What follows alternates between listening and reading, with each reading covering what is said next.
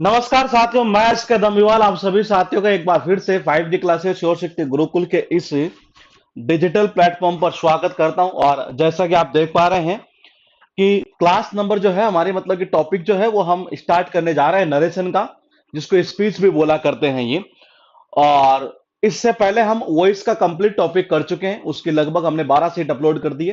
3 से 4 सीट और हमें अपलोड करनी थी, शायद वो कुछ टेक्निकल इश्यू की वजह से हो नहीं पाए थे, तो वो ये तो आज या कल के अंदर अपलोड कर दी जाएगी। जी गुड इवनिंग।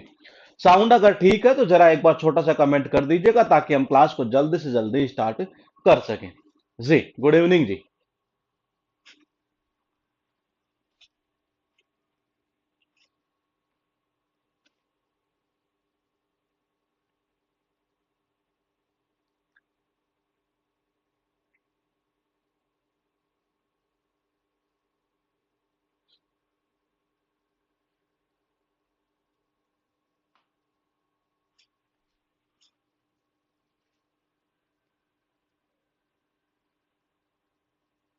सब कुछ ठीक है जी। गुड इवनिंग जी, गुड इवनिंग।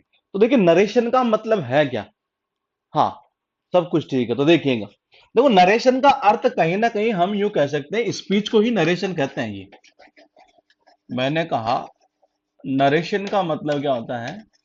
नरेशन का मतलब नरेट करना एक तरह से ये। नरेशन बना कहां से? नरेट वर्ड से बना है। तो मैंने कहा नरेशन का मतलब क्या होता है, एक तरह से स्पीच हुआ करता है ये। और मैंने कहा इसे दो पार्ट के अंदर डिवाइड किया गया है ये। और वो पार्ट क्या है, उससे पहले मैं आपको बता दूं कि इसकी एग्जाम में इंपॉर्टेंस क्या है। एग्जाम की अगर मैं बात करूं तो सबसे ऊपर मैं ले लेता हूं यहां पर सीजीएल मेंस को, जिसके अंदर मेंस के अंदर 27 क्वेश्चन नॉर्मली पूछे जाते हैं। ये 27 रहते हैं, कभी कभार हो सकता है 25 हो जाए, लेकिन 27 ही रहा करते हैं ये। सीपीओ मेंस के अंदर 25 क्वेश्चन इस टॉपिक से उठाया करता है। स्टेनोग्राफर के अंदर 10 क्वेश्चन यानी कि 10 क्वेश्चन उठाया करता है। इस बार प्री के अंदर क्या हुआ पता है? ये प्री के एग्जाम में दो पैसे वॉइस और एक नरेशन, यानी कि 6 नंबर का टॉपिक इसे बना दिया गया। किसे?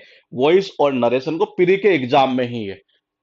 और कैसे क्वेश्चन जो डायरेक्टली पूछ जाते हैं कि इसका एक्टिव से पैसिव, पैसिव से एक्टिव, या डायरेक्ट से इनडायरेक्ट, या इनडायरेक्ट से डायरेक्ट, ये इस तरीके के जो क्वेश्चंस है ना, वो एग्जाम में पूछ जाते हैं ये। इसके अलावा इनसे रिलेटेड एरर के क्वेश्चन भी पूछ जाते हैं।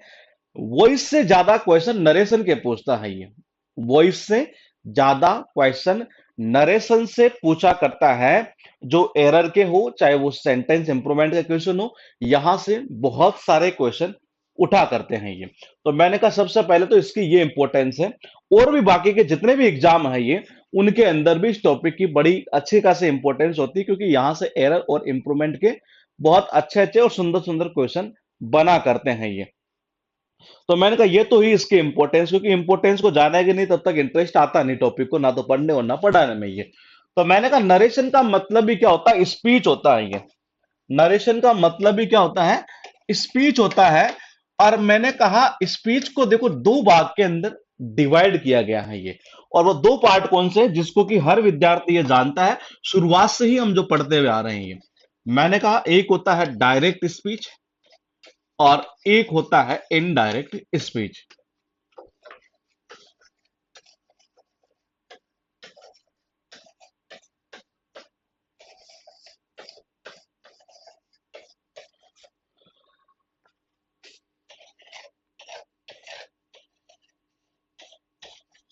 एक तो कौन सा होता है डायरेक्ट स्पीच, और एक कौन सा होता है इनडायरेक्ट स्पीच। ये दोनों के अंदर डिफरेंस क्या है, सबसे पहले हम ये जानेंगे।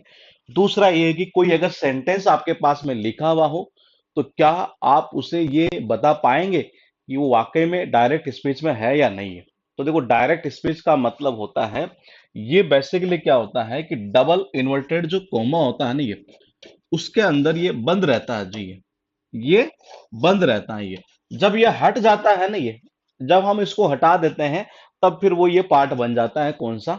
Indirect speech. ये तो हुआ कि कोई सेंटेंस देखेंगे अभी फिलहाल ये। लेकिन दोनों में डिफरेंस क्या है ये? और इस टॉपिक को जब पढ़ता है तो स्टूडेंट आखिर ऐसा क्यों कर देता है कि वॉइस के रूल यहां डाल देता है और इसके रूल उस टॉपिक में डाल दिए जाते हैं ये। तो उसके पीछे वजह काफी सारी है, वो अभी हम धीरे धीरे देखेंगे ये। लेकिन उम्मीद है कि आप नहीं करेंगे, क्योंकि मैंने आपको एक हिंट देती, वही आपका काम कर जाएगी ये। मैंने कहा वॉइस का मतलब क्या होता है कि एक्टिव में जो भाव है पैसिव में वही भाव रखना है, पहली कंडीशन। और बी प्लस वर्ब की थर्ड फॉर्म, यही पैसिव था। बस आपके दिमाग में यही रहना चाहिए, बाकी की चीजें नहीं रहनी चाहिए। डायरेक्ट स्पीच का मतलब यह होता है कि शब्दों को ज्यों का त्यों बोलना, शब्दों को ज्यों का त्यों बोल देना। बोले कि ऐसा कैसे? मान लीजिए दो व्यक्ति हैं मेरे पास में ये, और इन दोनों के बीच में कोई बातचीत हो रही है, इन दोनों के बीच में कोई बातचीत हुई है, और मैंने कहा दोनों के बीच में जो बातचीत हुई नहीं है, उस बातचीत को जैसा वैसी बातचीत हुई उसको वैसे के वैसे ही बोल देना, वो तो क्या कहलाएगा? डायरेक्ट स्पीच ही। और अगर उस बात को जैसा इन दोनों के बीच में हुई है वैसे ना बोलकर उसे अगर अपने शब्दों में बोला जाए किसी थर्ड पर्सन के द्वारा, तो वो क्या कहलाता है? Indirect speech. ये रटने वाली चीज नहीं, अभी आप खुद कहेंगे कि हाँ ऐसा ही होता है ये। तो मैंने कहा मान लीजिए अगर इन दो बंदों के बीच जो बातचीत हुई थी ये, वो किसी तीसरे बंदे ने क्या किया, वो मतलब इसको जब बोला नहीं है तो वो कैसे बोला? अपने ही शब्दों में बोला, मतलब कि ज्यों का त्यों नहीं बोला, अपने शब्दों में। ये कुछ चेंजेस किए होंगे उसने एक तरह से ये, वो क्या कहलाता है? इनडायरेक्ट स्पीच ये। थोड़ा सा हम आगे बढ़ते हैं और एक चीज और यहां से ये देखते हैं कि डायरेक्ट स्पीच के अंदर क्या क्या मामला है। जैसे कि मैं एक सेंटेंस लिखता हूं, एक सिंपल सा sentence, he said to me, he said to me, I have I have completed my work। मान लीजिए मेरे पास में एक सेंटेंस लिखा है यहां पर, he said to me I have completed my work। अब आप देखिएगा सबसे पहले तो यहां जो डबल इन्वर्टेड कोमा के अंदर हमने जो बंद किया है, यानी यहां से हमें यह पता चल रहा है कि ये डायरेक्ट स्पीच का सेंटेंस है जी। ये मामला जो है ना ये वो डायरेक्ट स्पीच का आ रहा है, इससे हमें ये पता चल रहा है। लेकिन एक चीज और पता चल रही है, वो क्या चल रही है कि यहां डबल इन्वर्टेड कोमा के अंदर वो वाला पार्ट है, इधर वाला पार्ट नहीं है। तो इसका मतलब ये हुआ कि फिर इन दोनों का कुछ ना कुछ तो नाम इसने दिया होगा। ये तो क्लियर है, मैंने कहा ये तो क्लियर है कि इन दोनों में से कुछ ना कुछ तो नाम इसका दिया होगा ये।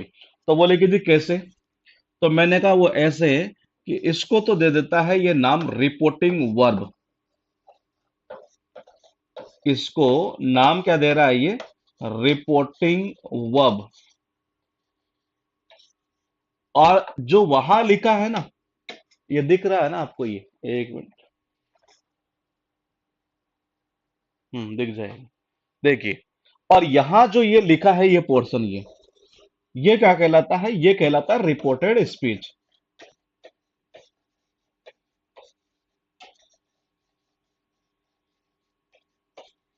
ये क्या कहलाता है? Reported speech. कई बार स्टूडेंट जो हैं वो इस टॉपिक को रिपोर्टेड स्पीच के टॉपिक के नाम से भी बोल देते हैं ये।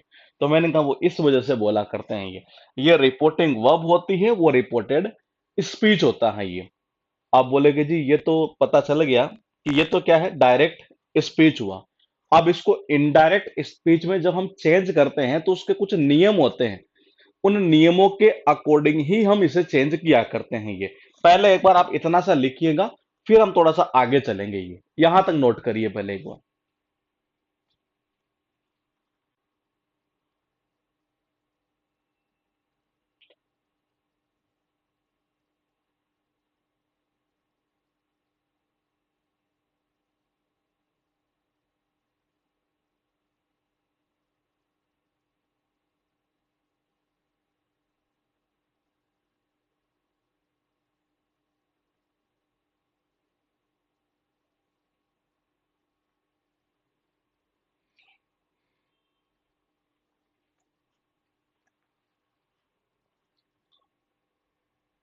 कर लिए। ठीक है ठाकुर साहब, चलते हैं फिर आगे। तो देखिए, ये रिपोर्टिंग वर्ब हुई, ये रिपोर्टेड स्पीच हुआ। आप बोले कि इनमें भी कुछ मामला है क्या? तो देखो मामला है यहाँ कि ये जो रिपोर्टिंग वर्ब है ना, ये जो रिपोर्टिंग वर्ब है यहां जो आप ये देख रहे हैं, ये प्रेजेंट टेंस में भी हो सकती है, पास्ट में भी हो सकती है, और फ्यूचर टेंस के अंदर भी हो सकती है ये। और ये ध्यान रखना जरूरी है हमें ये। हालांकि तीन ही टेंस हैं, इतना क्या ध्यान रखना हमें ये। तो मैंने कहा ये तीन प्रकार के टेंस में हो सकती है ये। कौन कौन सी है? मैंने कहा नंबर वन, ये प्रेजेंट टेंस में हो सकती है, ये प्रेजेंट टेंस में हो सकती है। नंबर टू, ये पास्ट टेंस में भी हो सकती है। और नंबर तीन, ये फ्यूचर टेंस में भी हो सकती है। और यहां से बहुत अच्छे अच्छे क्वेश्चन बनेंगे। तो फिर बोले कि ये जो रिपोर्टेड स्पीच है, फिर बोले इसका क्या मतलब है? इसका मतलब पता है क्या है? आपको शुरुआत के अंदर, अब जिन बच्चों का एडमिशन केवल वॉइस और नरेशन में है, मैं उनको एक बार फिर रिपीट कर देता हूं। जिनका कंप्लीट में एडमिशन है उनके लिए मैं एक बार बता देता हूं कि शुरुआत के अंदर मैंने एक आपको पॉइंट बताए थे, ये कि सेंटेंस के कुछ टाइप बताए थे मैंने ये।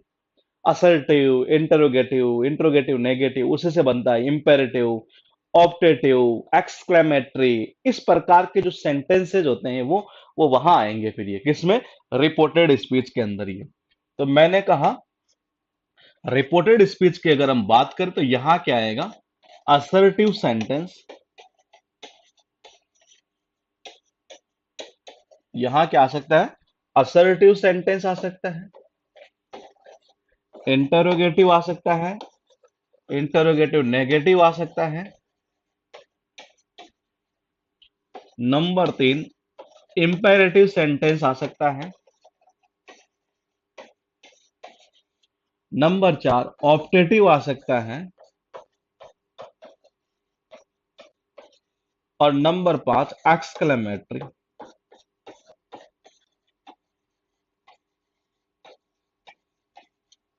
एक्सक्लेमेटरी यानी कि इतने सेंटेंस यहां पर पूछे जा सकते हैं आपसे ही। तो मैंने कहा वो ऐसा मामला रहेगा, यहां टेंस का मामला रहेगा। जैसे कि अगर हम यहां अभी बात करें ये, तो मैंने कहा यहां पर देखिएगा, यहां सेड लिखा है ना, बोलेगे जी लिखा है। तो मैंने कहा इस सेड से ये पता चल रहा है कि ये कौन से टेंस के अंदर है।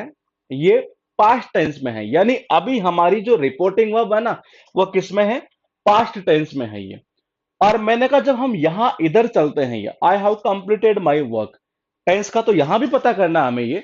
लेकिन मैंने कहा ये सेंटेंसेस जो होंगे ना, वो ऐसे ऐसे सेंटेंस यहां पर आपको देखने को मिलेंगे ये। तो ये है कौन सा? Reporting verb. और वो कौन सा पार्ट हुआ? Reported speech. ये पहले इतना नोट करिएगा आप ये। तो रिपोर्टिंग वर्ब जो है वो आपके प्रेजेंट टेंस में हो सकती है, पास्ट टेंस में भी हो सकती है, फ्यूचर टेंस में भी हो सकती है ये।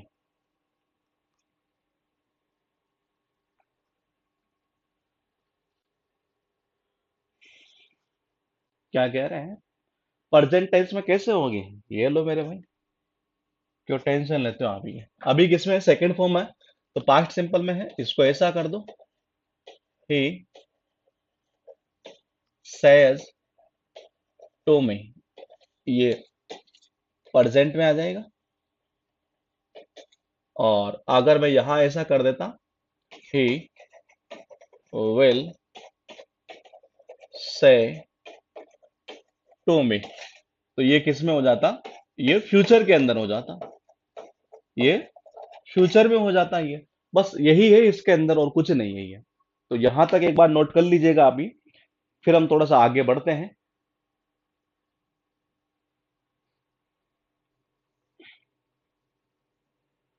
हाँ, तो देखिए नरेशन मतलब कि स्पीच, और स्पीच का मतलब ये हुआ कि इसमें एक डायरेक्ट स्पीच होता है, एक इनडायरेक्ट स्पीच होता है। डायरेक्ट स्पीच का मतलब होता है दो व्यक्तियों के बीच, मतलब जो बात हो रही है उसको जो कहते हो, जैसे हो उसको वैसे परोस देना ही है।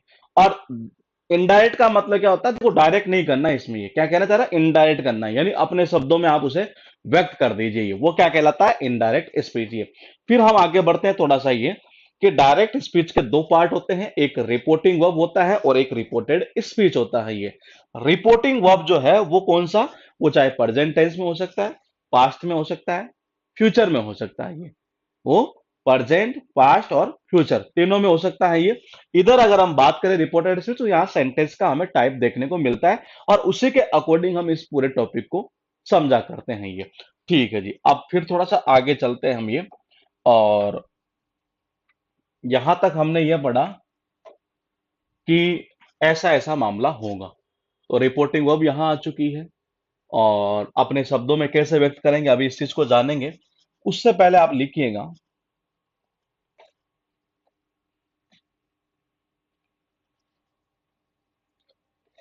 स्टार लगा के लिखिएगा, डायरेक्ट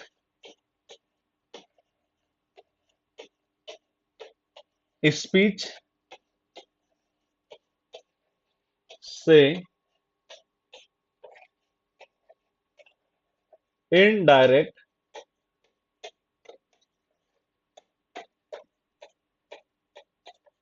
स्पीच में बदलने के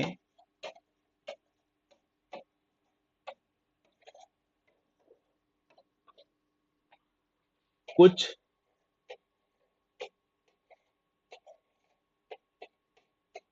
सामान्य नियम या रूल्स कर दीजिएगा, जिनमें पहला लिखिएगा आप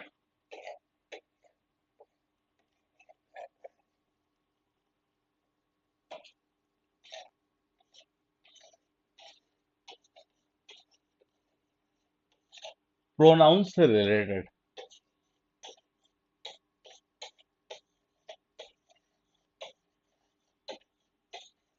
कि प्रोनाउन से रिलेटेड हम चेंज कैसे करेंगे, ये इंपॉर्टेंट चीज है यहां पर।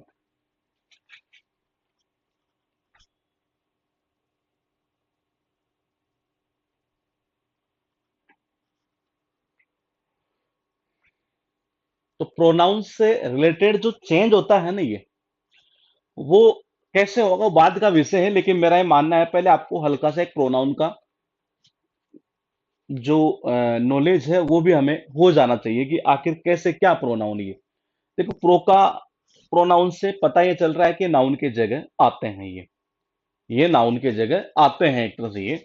और आपने सबने शायद मेरे हिसाब से छोटी छोटी क्लासेस के अंदर ये पढ़ा होगा मेरे हिसाब से ये, कि ऐसा पढ़ा होगा आपने कि प्रोनाउन के अंदर होते काफी सारे हैं, लेकिन हम पर्सनल प्रोनाउन की यहाँ पर बात करेंगे एक तरह से ये। पर्सनल प्रोनाउन के अंदर तीन प्रकार के पर्सन होते हैं, एक फर्स्ट पर्सन होता है, एक सेकंड पर्सन होता है और एक थर्ड पर्सन होता है। ये एक्चुअल में इस टॉपिक को जब बच्चा सीखता है ना, ये तो वो गलती यहीं पर कर जाता है कई बार। ये उसे ऐसा लगता है कि नहीं यार यहाँ ये होना चाहिए, जबकि एक्चुअल में ये चीजें रटने की नहीं है। थोड़ा सा टाइम लगेगा, अभी आपको हो सकता है आज की क्लास में ये चीज समझ में आ जाए कि आखिर जरूरत क्यों नहीं है, नहीं तो कल तो आना ही है ये। फिलहाल देखिएगा, मैंने कहा सबसे पहले हम कुछ नियम जो है एक तरह से, जैसे अगर मैं बात करूं फर्स्ट पर्सन की है, तो मैंने कहा फर्स्ट पर्सन के अंदर आता है आई और वे। सेकंड पर्सन में आता है यू, और थर्ड पर्सन में हम ले लेते हैं यहां ही। आ सकता है, आ सकता है, क्या आएगा ही से ही। और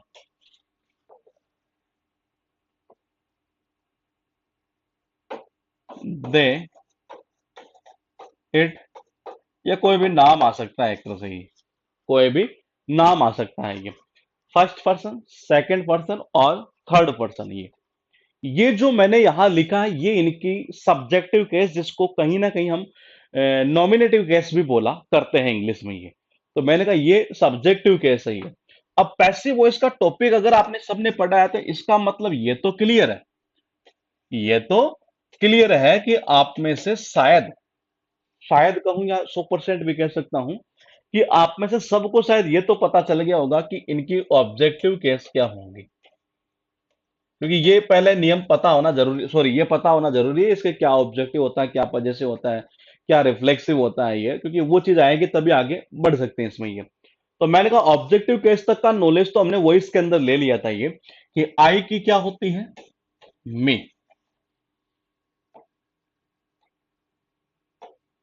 वी की क्या होती है, अस। ये जो पार्ट है ना, ये तो कौन सा है, फर्स्ट पर्सन का ये। और ये जो आप यहां देख रहे हैं ये कौन सा है, यू। अच्छा, सेकंड में केवल एक ही है जी ये और फायदा हो गया आपका। तो मैंने कहा थर्ड में हो गए इतने ही। तो मैंने कहा मी की क्या हुई, सॉरी आई की मी हुई, वी की अस हुई है। अब बात करते हैं यहां से हम किसकी, इसकी यू की। तो यू की क्या होती है, यू ही होती है, ये और फायदा हो गया। हिम की क्या थी, हिम थी। सी की क्या थी, हर। दे की देम थी। और इट की क्या थी जी, इट ही थी। इट की क्या थी, इट ही थी। यहां तक का नॉलेज हम सब ले चुके हैं ये। अब हम क्यों ना एक छोटा सा नॉलेज और ले लें। बोले कि कैसे। उसने बोला कि ये मेरा फोन है। फोन है तो सही, लेकिन किसका, मेरा है ये। मैंने कहा फोन है तो सही, लेकिन किसका, मेरा है। यानी इस फोन से मेरा यहां संबंध शो किया गया है, मेरा अधिकार है इसके ऊपर ये। तो यहां से एक केस बन जाती है पॉजिटिव केस। कौन सी, पॉजिटिव। अब इसमें भी दो होती है, एक पॉजिटिव एडजेक्टिव और एक होता है पॉजिटिव प्रोनाउन। हम दोनों ही जान लेंगे। पॉजिटिव में एक और दो, दो प्रकार की होती है। सबसे पहले हम जान लेते हैं यहां पर एडजेक्टिव वाली पॉजिटिव कैसी है, कैसे। जैसे कि मैंने बोला कि मेरा पेन, यानी कि आई की क्या हुई, माई। तो ये आ जाएगा यहां माई। ठीक है।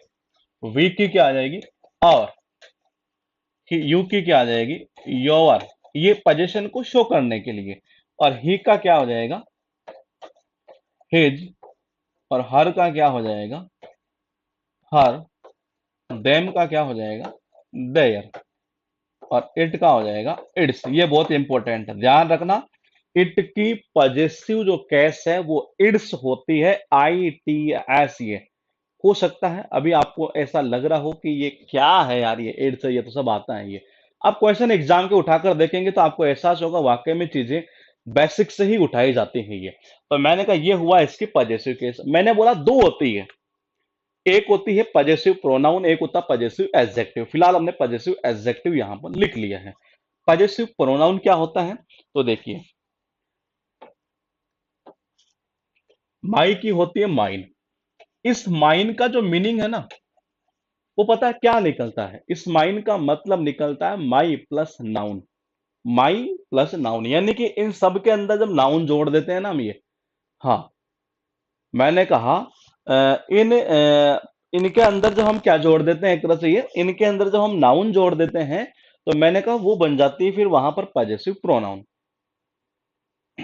पॉजेसिव को रिलेटिव केस भी कहते हैं। वो अपने अपने अकॉर्डिंग है, कई अपने अपने अकॉर्डिंग नाम दे सकते हैं। जैसे कॉन्टिन्यूस टेंस को कोई प्रोग्रेसिव टेंस में बोल देता है ये, तो वो दिक्कत नहीं। वो रिलेटिव ऐसे बोल सकते हैं कि वो संबंध शो कर रही है एक तरह से ये।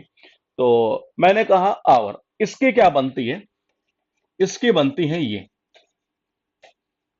योवर की बनती है योवर। हिज की हिज ही रहती है। हर की हर्ष होती है। और देयर की देयर्स होती है। और इट्स की यही रहती है। तो ये हुई पॉजिटिव मेरे पास में कितनी, दो केस। क्यों ना हम थोड़ा सा और आगे चल लें क्या। देखो हालांकि टॉपिक अभी प्रोनाउन का हुआ नहीं है, फिलहाल देखिएगा। मैंने कहा पॉजिटिव के बाद में आई हमारे पास में रिफ्लेक्सिव। रिफ्लेक्सिव केस में माई का जो होता है ना, वो क्या होता है, माई सेल्फ। और कलर सही है चलो। यू वी का क्या हो जाएगा, आवर सेल्फ। दिख रहा है ना ये, ठीक। योवर का क्या हो जाएगा, योवर का देखो अगर सिंगुलर की बात करेगा तो योवर सेल्फ होगा, और प्लूरल की अगर बात करेगा तो योवर सेल्स होगा। कहा जहां स्पेलिंग में समझ में नहीं आए वहां पूछ लेना। इसका क्या हो जाएगा, ये हिमसेल्फ। हर का क्या हो जाएगा, हर सेल्फ। और देर का क्या हो जाएगा, देम सेल्फ। SELVES। और इसका हो जाएगा इटसेल्फ। ये होती है रिफ्लेक्सिव केस। ये फिलहाल हम ज्यादा डिटेल में नहीं जा रहे हैं, हमें इस टॉपिक से रिलेटेड जितना चीज चाहिए पहले हम एक बार उस चीज को यहां सीखने की कोशिश करेंगे।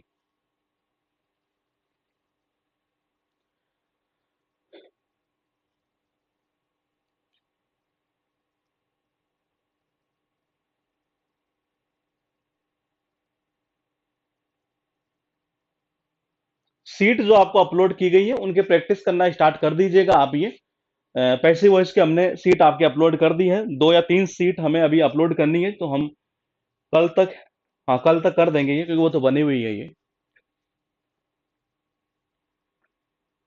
यहां तक नोट करिएगा एक बार। और नरेशन का टॉपिक ध्यान रखना बहुत इंपॉर्टेंट है। केवल आप उन स्टूडेंट की तरह ये गलती मत कर जाना कि जो एग्जाम में मेंस में आता है ये, वो भूल में मतलब दिमाग से निकाल देना। जब क्वेश्चन करेंगे लास्ट में एरर के, तब आपको एहसास होगा कि पीरी के अंदर कितने क्वेश्चन पूछे गए हैं ये। तो एरर से रिलेटेड क्वेश्चन बहुत अच्छे बनते हैं यहाँ से ये, और बहुत इजी है। पैसिव वॉइस में तो आपने बहुत सारे रूल देखे होंगे, लेकिन यहाँ इतने सारे रूल नहीं है।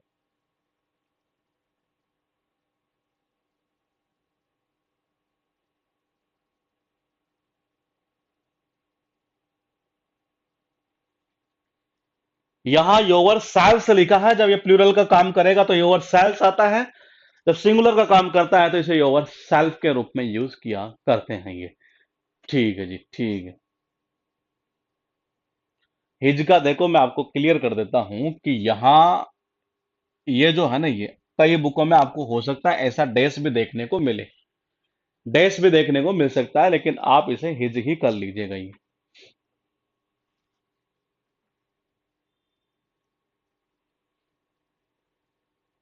ही का हिमसेल्फ है, ये ही का जो है ना वो हिमसेल्फ है ये यू की दो है, इसलिए वो जगह थोड़ी यहाँ ऐसे हो गई है। ये हर वाली आ गई, ये दे वाली आ गई, ये इट वाली आ गई।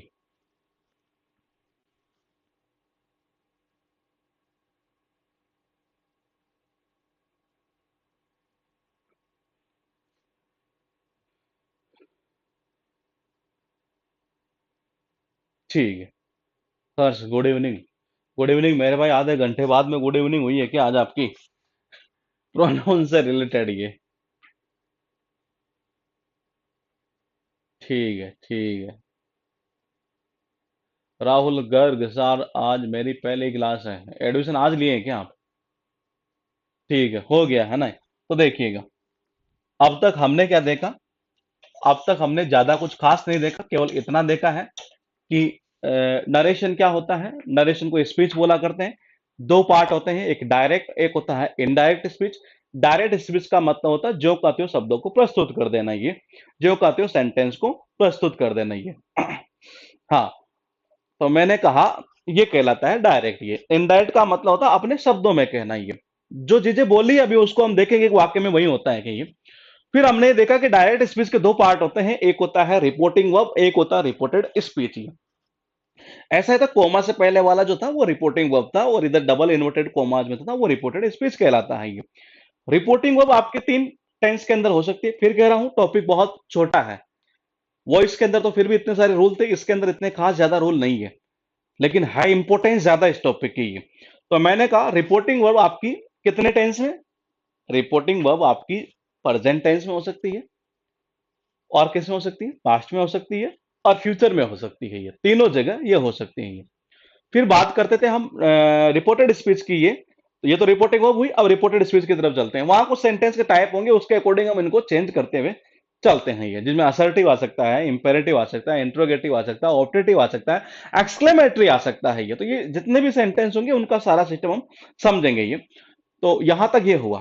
फिर हमने ये देखा कि कुछ नियम इसके होते हैं ये, और ये उन नियमों के आधार पर चेंज होते हैं ये। हालांकि जरूरत नहीं थी इन नियमों को बनाने की ये, कहीं ना कहीं देखा जाए तो अभी आप खुद कहेंगे कि वाकई में जरूरत नहीं थी ये, लेकिन फिर भी हम लिखते हुए चलते हैं ये। तो मैंने कहा, अभी मैंने देखा कि एक पॉइंट मैंने आपको लिखा है, ये प्रोनाउन से रिलेटेड। ये अभी चेंज नहीं देखा, केवल ये देखा कि फर्स्ट पर्सन क्या होता है, सेकंड पर्सन क्या होता है, थर्ड पर्सन क्या होता है। क्यों ना हम एक काम कर लेते हैं ये।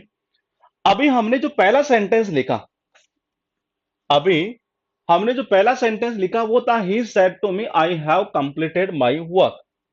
हम ऐसा करते हैं, इसी सेंटेंस को एक बार यहां लिखते हैं। इसी सेंटेंस को हम यहां लिखते हैं कि sorry, he said to me,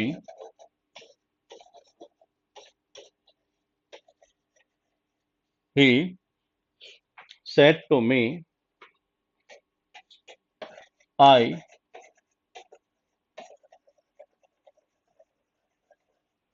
completed my work। ये सेंटेंस हमारे पास में अभी जो हमने शुरुआत में लिखा, ये वो सेंटेंस था जी ये। अब हम एक काम करते हैं यहां, अभी फिलहाल मैं मेरे हिसाब से इसे चेंज कर देता हूं, ये जैसा मुझे आता है ये। आप टेंशन लेना मत कि ये चेंज कैसे हो रहे हैं। मैंने कहा he told me that he had completed my work, यानी कि हिज वर्क। यानी कि यहां आपने एक चीज नोट की होगी शायद ये, कि देखो एक तो चेंज यहां हो गया, एक तो यहां चेंज हो गया। तो ये अभी आपके दिमाग में मत लाना। आप ये मुझे क्या सिखाना आपको, मैं अभी प्रोनाउन से रिलेटेड चेंजेस आपको सिखाना चाह रहा हूं। ये मैंने कहा ये डेट भी लगा दिया, तो क्यों लगाया उसको भी आप भूल जाइए। अभी हमें क्या देखना है कि आखिर ऐसा क्यों हुआ कि इस आई को मुझे ही करना पड़ा और इस माई को मुझे हिज करना पड़ा। मेरा जो पॉइंट है वो समझाने का आपको ये है। अब हम इसे पूरा प्रैक्टिकली समझते हैं ये। और वो क्यों समझा रहा हूं, जब क्वेश्चन करोगे और आप ऐसे क्लिक करोगे ना, ये आंसर जैसे वॉइस में कर रहे थे वैसे यहां कर पाएंगे ये। ये दो व्यक्ति हैं, ठीक है।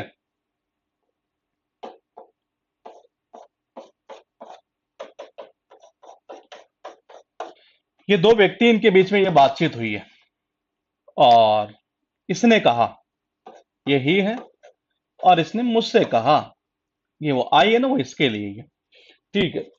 अब हुआ यूं, इस बंदे ने ये बात सुनी।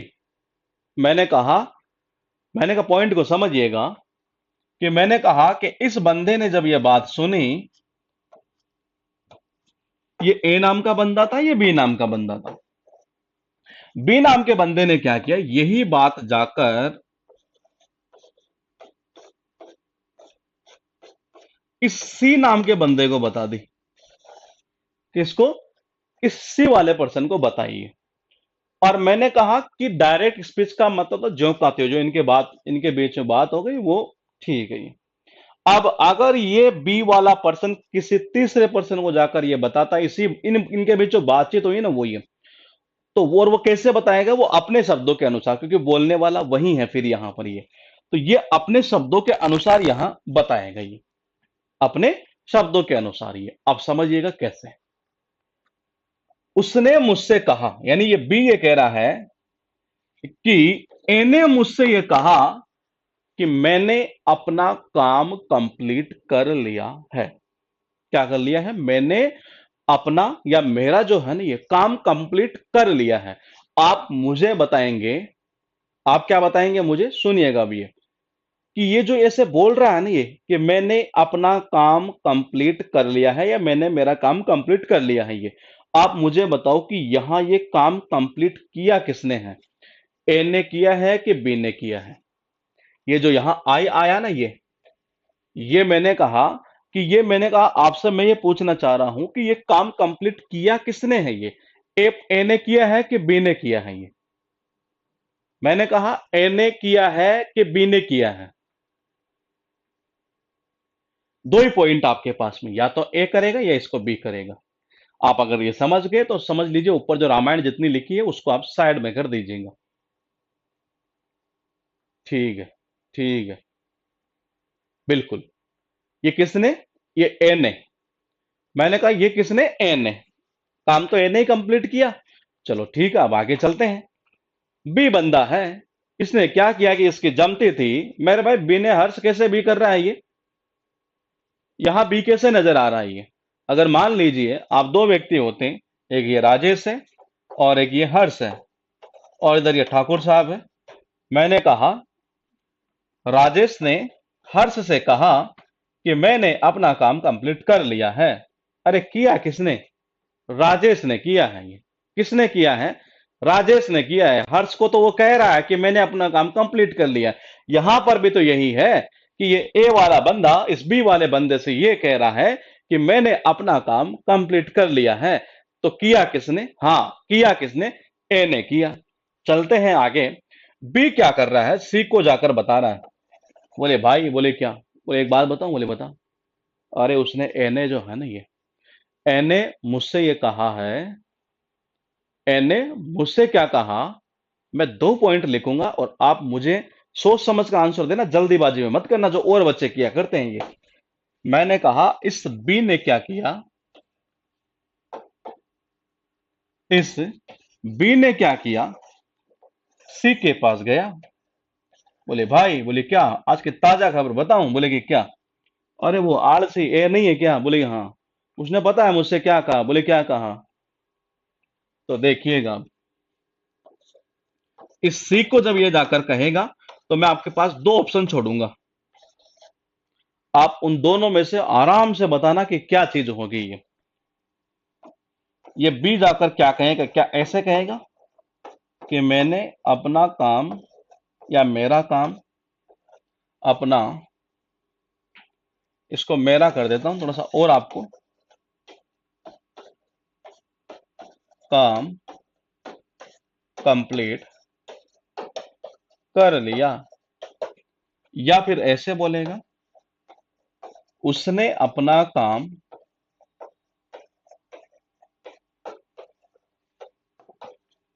कंप्लीट कर लिया। आप मुझे आराम से सोच समझ कर ये जवाब देना कि बी सी को जब जाकर ये कहेगा बात, तो पहले तो मैंने ये बोला था कि मैंने मेरा काम कंप्लीट कर लिया है, तो क्या वही चीज जाकर बोलेगा? या फिर ऐसे बोलेगा कि उसने अपना काम कंप्लीट कर लिया? बस आराम से सोच समझ कर देना, तो समझ लीजिए मैंने जो रामायण आपको लिखी है अभी वो प्रोनाउन वाली, वो खत्म कर देंगे हम आपकी ये।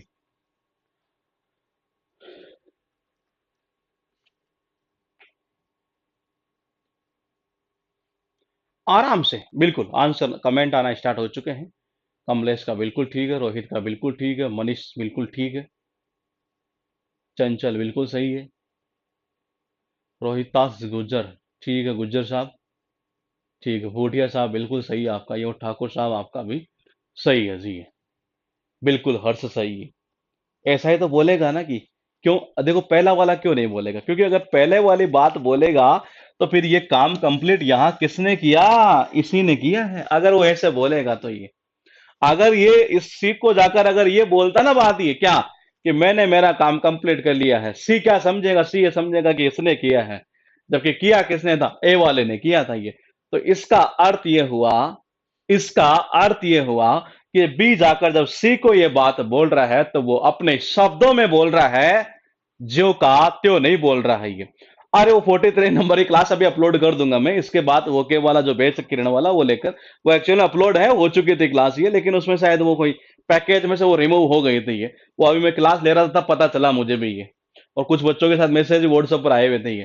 फिर मैंने तो क्लास हो रखी है, गई कहाँ वो ये, वो पैकेज से रिमूव हो रखी है ये, अभी कर देंगे उसको ये। तो मैंने कहा कि ए ए ने बी से कहा और बी जाकर सी को कह रहा है ये। तो सी को जब कह रहा है तो कैसे कह रहा है? कि अपने शब्दों में कह रहा है, और अपने शब्दों में कह रहा है इसका मतलब ये समझे आप कि यहां मैं का ये हो गया और मेरा का क्या हो गया? ये हो गया। अभी कुछ मत समझिए, इतना आपको समझ में आ गया है। मैं एक बार फिर आगे चलता हूं ये। अब देखते हैं कि इस चीज को आप समझते हैं क्या। देखो चीजें प्रैक्टिकली सीखी जा सकती है ये, कई टॉपिक ऐसे हैं ग्रामर के ये, और जहां प्रैक्टिकली संभव वहां वही करना चाहिए हमें ये। अब देखिए मैं एक पॉइंट फिर लिखता हूं। He said to me, he said to me इस बार मैं इसको बना रहा हूं interrogative sentence. Have you completed completed your work. ये सेंटेंस हमारे पास में ये है। मैंने कहा ये है 43। इससे पहले जो क्लास हुई है 43 नंबर की, ये वो एक्चुअली जिनका कंप्लीट बेस में एडिशन उनके 43 आ रहा होगा, जिनका नरेशन वॉइस में एडिशन है उनका नरेशन क्लास 1 ऐसे कुछ आ रहा होगा। ये टाइटल ये वो इस तरीके से रखा था कि कोई कंफ्यूज ना हो ये। तो मैंने कहा ही सेड टू मी। फिर एक बार हम लेते हैं यहां पर 2 पॉइंट ये, और वो कौन से, ए पॉइंट और ये बी पॉइंट, यानी ये ए है ये बी है। ठीक है। इस ए ने बी से क्या कहा, क्या क्या तुमने अपना, या तुम्हारा कर दो और आपके ज्यादा समझ में आएगा, तुम्हारा काम कंप्लीट कर लिया है। इसने ऐसा पूछा है ये। अब मुझे ये बताइए सबसे पहले कि ये जो शब्द आ रहा है तुमने, तुम्हारा, ये यहां इस ए के लिए आ रहा है कि बी के लिए आ रहा है, इतना सा बता दो। फिर मेरा काम हो जाएगा प्रोनाउन से रिलेटेड चेंजेस में। क्योंकि बेसिक 2 ही क्लासेस के, उसके बाद में तो ये टॉपिक बहुत छोटा हो जाता है। फिर ये बेसिक ही है, इसमें पूरा खेल ही बेसिक का ही है। ये बेसिक समझ में आया तो जैसा मैंने कहा था आपको वॉइस के अंदर कि भाई स्टार्टिंग की 3 क्लास वही कवर करती है। 70% क्वेश्चन वही है, 80% कर देती है, कभी कभी 90% ही कर देती है। ऐसा ही इसमें होगा ये। तो आप मुझे बताइए कि ये आया किसके लिए। आराम से सोचिए, मैं फिर कह रहा हूं जल्दीबाजी मत करिए। ये कह रहा है इससे कि क्या तुमने तुम्हारा काम कंप्लीट कर लिया है क्या, क्वेश्चन मार्क लगा रहा है यहां। आपको यह देखना है कि आया किसके लिए है। अगर किसी को ऐसा लगे कि नहीं यार मैं थोड़ा कंफ्यूज हूं, तो एक काम कर लीजिए, घर में अगर आप 3 भाई बहन हैं, तीनों को यहां एज्यूम कर लीजिए। 2 को कर लीजिए पहले फिलहाल, फिर बाद में तीसरे को कर लेंगे ये। तो आप या अपने किसी दोस्त को एज्यूम करके देखिए, और फिर अगर आपको लगता है कि आपने जो कमेंट किया वो गलत है तो आप सही करिएगा, और आपका सही है तो आप अपनी जगह टिके रहिए। बताइए कि ये आया किसके लिए है, ये तुमने, तुम्हारा, या तो इसके लिए आया होगा ही, यानी ए नंबर के लिए, और या फिर आया होगा मी के लिए। ये आपको देखना है। आप अपने फ्रेंड को एज्यूम करके एक बार आप सोचिए कि अगर ऐसा है तो फिर है किसके लिए। सोचिए। हम्म। ठाकुर साहब बिल्कुल सही है, गोठिया बिल्कुल सही है।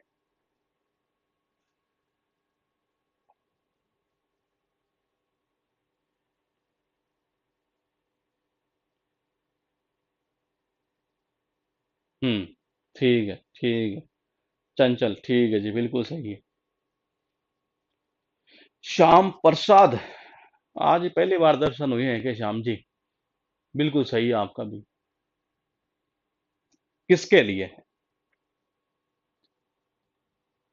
हाँ बिल्कुल, बिल्कुल सही है। किसके लिए है, ये इस मी के लिए कह रहा है ये। भाई ये इससे कह रहा है कि अरे भाई तुमने क्या अपना काम कंप्लीट कर लिया है क्या, क्या तुमने अपना काम कंप्लीट कर लिया है। किससे पूछ रहा है, इससे पूछ रहा है। तो इससे इसके लिए तो पूछ रहा है ये, यानी कि यू किसके लिए आ रहा था यहां, ये इसके लिए आ रहा है ये। मैंने कहा यहां जो था कौन सा गया, ये रहा। ये भी किसके लिए, इसी के लिए आया, इसी के लिए तो आया ये। अब मैं ऐसा करता हूं कि फिर हम एक बार एक डायग्राम बनाते हैं, और फिर आपसे एक चीज पूछते हैं कि क्या वाकई में आप इस चीज को समझ पा रहे हैं। तो ये देखिए, ए और बी। अब इस बी को जाकर सी को यही बात अपने शब्दों में बोलनी है। तो ये आप मुझे बताएंगे कि वो क्या बोलेगा ये। तो मैं पहला पॉइंट लिख देता हूं यहां, 1 नंबर। क्या मैंने मेरा, मैं आगे नहीं लिख रहा हूं, आगे डॉट डॉट कर रहा हूं। ठीक है। सेकंड, क्या तुमने तुम्हारा, आगे आप जो समझ रहे हैं कि मतलब कि ये इस तरीके से ही है। मैंने कहा मैंने कुछ इस तरीके से पॉइंट बोला है, अब आप मुझे बताइए कि जब बी जाकर सी को ये बात बताएगा तो इन दोनों में से क्या चीज बोलेगा, बताइए।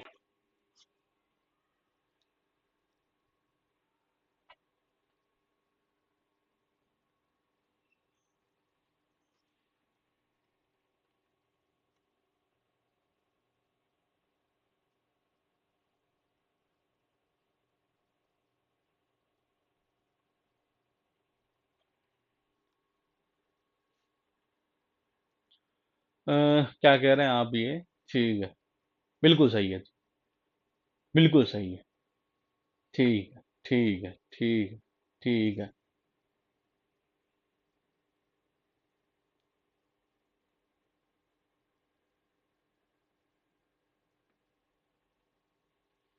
बिल्कुल सही है, यानी चीजें आपको समझ में आ रही है। क्या बोलेगा ये, कि क्या मैंने मेरा ये, यानी कि ये हुआ कि इस यू को आपने चेंज किसके अकॉर्डिंग किया, इस मी के अकॉर्डिंग, यही हुआ। देखो आप जैसा बोलते जा रहे हैं हम वैसे चलते चलेंगे ही। इस यू को, योवर को आपने चेंज किसके, इसके अकॉर्डिंग ही तो किया ये।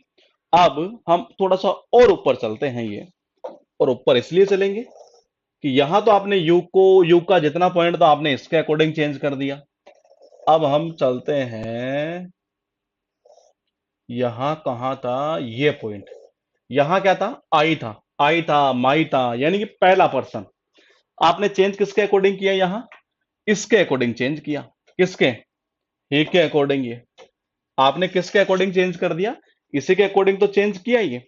वहां चेंज किसके अकॉर्डिंग किया, मी के अकॉर्डिंग। यानी मेरा कहने का मतलब है, जब आई वाला पॉइंट आ रहा है तो आप चेंज किसके अकॉर्डिंग कर रहे हैं, यहां जो ये पोर्शन है रिपोर्टिंग वर्ब इसके सब्जेक्ट के अनुसार। जब आपके पास में यू आया यानी कि सेकंड पर्सन, तो आपने चेंज कर दिया किसके अकॉर्डिंग, खुद देख लीजिए, आपने जैसा बोला वैसा ही हुआ है ये। आपने इसे ऑब्जेक्ट के अकॉर्डिंग अकॉर्डिंग चेंज कर दिया। क्यों ना हम थोड़ा सा और आगे पढ़ लेते हैं और इस प्रोनाउन का जो रामायण लिखी हमने वो खत्म कर देते हैं हम, ये देखिएगा। अब फिर एक बार लिखते हैं, ही सेड टू मी,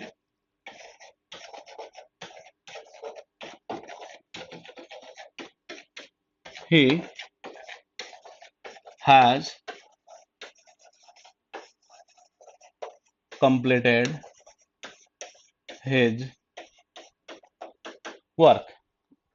ये है इस बार फिर ये, आप देखिएगा क्या कहना चाह रहा है ये। मैंने कहा यहां वही ए आदमी हुआ, ये बी आदमी हुआ, दोनों के बीच में बातचीत हुई। इसने कहा कि उसने अपना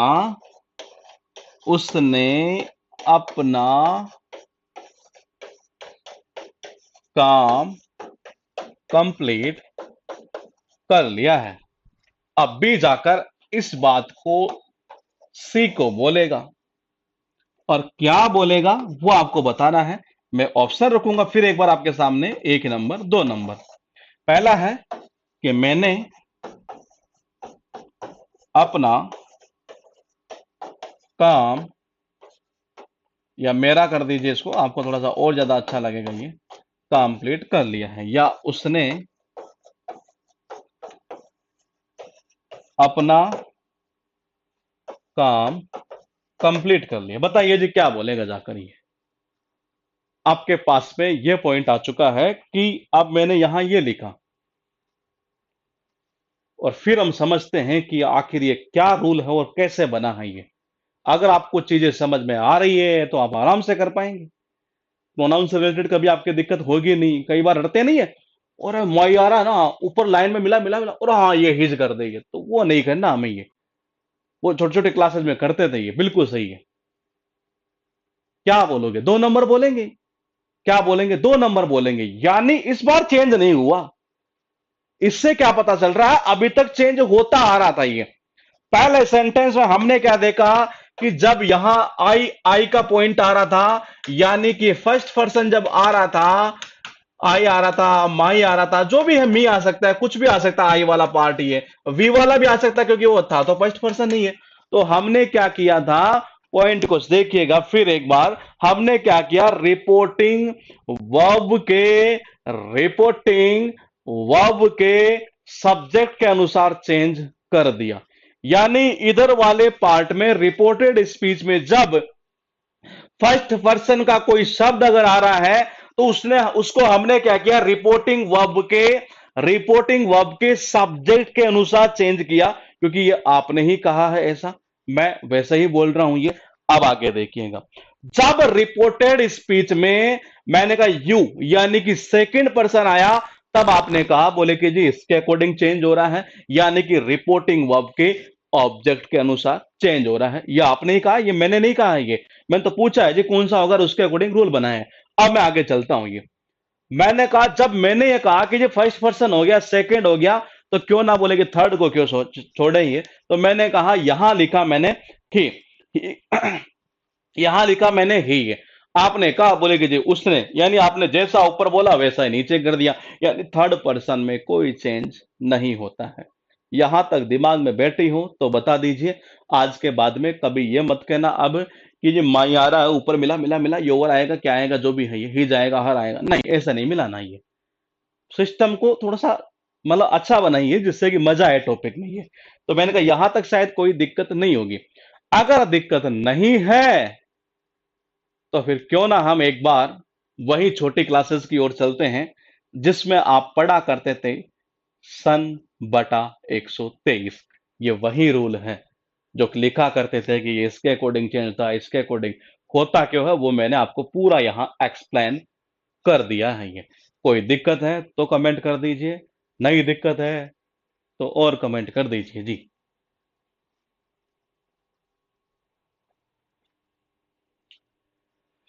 ला ला ला ला ला ला ला ला ला।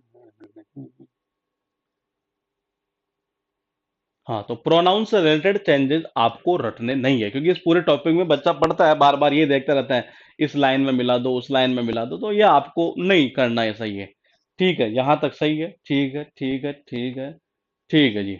अब देखिए, मैंने कहा यहां तक कोई प्रॉब्लम नहीं है, तो इसका मतलब ये हुआ कि क्यों ना वो सन बटा 123 रूल क्या कहता है, एक बार जरा उसके ऊपर गौर कर ले हम।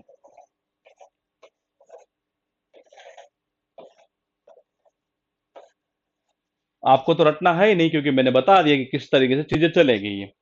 हमने क्या किया, देखो ये इसको ऐसा कर देते हैं, ये रिपोर्टेड स्पीच ले लेते हैं, ये रिपोर्टिंग वर्ब ले लेते हैं।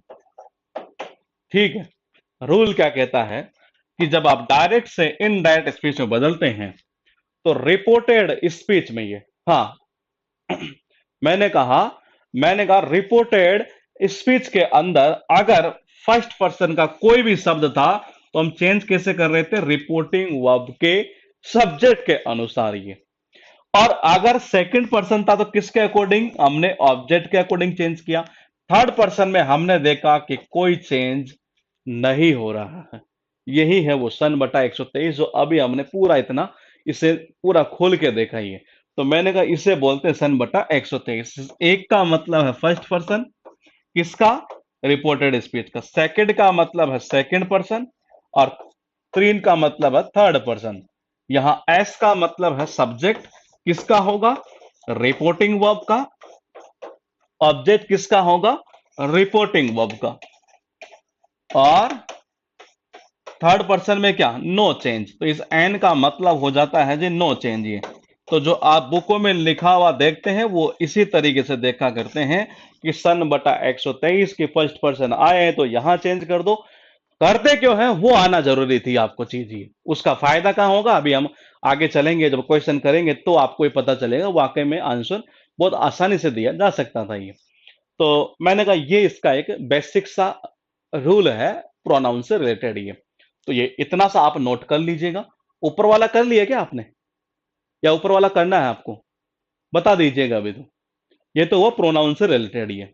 कल से कल हम समझेंगे सबसे पहले टाइम और प्लेस वाले वर्ड को कैसे चेंज करते हैं, फिर हम जानेंगे टेंस से रिलेटेड कैसे चेंजेस करते हैं, और फिर ये टॉपिक मतलब यूं मान के चलिए कि इस वीक में हाँ शायद फिनिश हो जाना चाहिए। प्रैक्टिस प्रैक्टिस रहेगी फिर ये, तो प्रैक्टिस मंडे तक स्टार्ट कर देंगे ये। ऊपर वाला लिखना है तो बता दीजिए अभी तो, नहीं लिखा हो तो आप नहीं है, और समझ में आ गया हो तो सबसे अच्छा है ना, ये क्यों लिखेंगे, यहीं से चीजें समझ में आ जाए तो ये कि हम कैसे कर रहे थे चीजों को। ये अगर कम से कम लिखावट में काम चले तो वो सबसे बेस्ट है। ज्यादा से ज्यादा कोशिश क्या करें अपने दिमाग में डालने की। ये अगर आप 100 में से 70% भी दिमाग में डाल रहे हैं और लिख, और ऐसा एक तो वो होता है, देखो एक 100 बच्चा सीख रहा है तो दिमाग में कितना डाल रहा है। हमारी आदत यही थी कि हम लिखे कम, पहले दिमाग में कितना डाल पाते हैं। ये 70% डाल लिया तो 30% खुद का एफर्ट लगा देंगे ये। हाँ।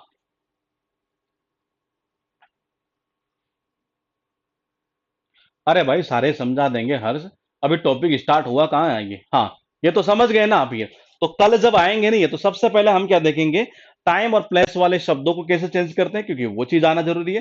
बेसिक जो क्लास है ना, ये वही आपका खेल खत्म करेगी पूरे टॉपिक का। ये 27 में से मिनिमम बता दो 20 क्वेश्चन जो है स्टार्टिंग के 3 क्लास से ही मिलेंगे। ये स्टार्टिंग की 3 क्लास ही आपको 20 क्वेश्चन करवा देगी, हो सकता है ज्यादा करवा दे, वो तो मिनिमम बोल रहा हूं मैं ये। तो मैंने कहा ये इसका बेसिक चीज आ गई तो फिर पकड़ हो जाएगी इस टॉपिक पर ये। तो एक तो चीज ये टाइम एंड प्लेस वाले देखेंगे, टेंस से रिलेटेड देखेंगे। फिर हम थोड़ा सा आगे बढ़ेंगे कि क्या बोलते हैं इसको, ये जो टेंस से रिलेटेड है वो किस तरीके से होगा, असर्टिव सेंटेंस को कैसे करते हैं, इंट्रोगेटिव को कैसे करते हैं। कल इंट्रोगेटिव तक फिनिश कर देंगे। वहां तक फिनिश करते ही मैंने कहा 27 में से 20 क्वेश्चन वहीं तक आने हैं ये। 20 क्वेश्चन तो ये जो ऑब्जेक्टिव वाले आते हैं इस तरीके से ये। हाँ, एक बार और समझाइए मेरे भाई, जब समझ में आ गया तो एक बार अब क्या समझाना है ये वही चीज है ऊपर जो लिखी है ये फर्स्ट पर्सन है, सेकंड पर्सन है, थर्ड पर्सन है ये 123 का मतलब है first person, second person, third person. किसका? रिपोर्टेड स्पीच का। ये चेंज कैसे होता है कि जब भी रिपोर्टेड स्पीच में हमें फर्स्ट पर्सन का कोई भी शब्द देखने को मिलेगा तो मैंने कहा वो रिपोर्टिंग वर्ब के सब्जेक्ट के अनुसार चेंज हो जाएगा। अगर आपको सेकंड पर्सन देखने को मिलता है तो वो रिपोर्टिंग वर्ब के ऑब्जेक्ट के अनुसार चेंज होगा, और थर्ड में तो कोई चेंज होना ही नहीं है, तो फालतू की टेंशन क्यों ले जाइए। तो ये रूल ये था इसका, ये प्रोनाउन से रिलेटेड। कल आते ही टाइम एंड प्लेस और टेंस वाले देखेंगे, और फिर उसके बाद में असर्टिव सेंटेंस को हम स्टार्ट करेंगे ये। तो मिलेंगे कल हम इसी टाइम पर। Okay, good night, take care.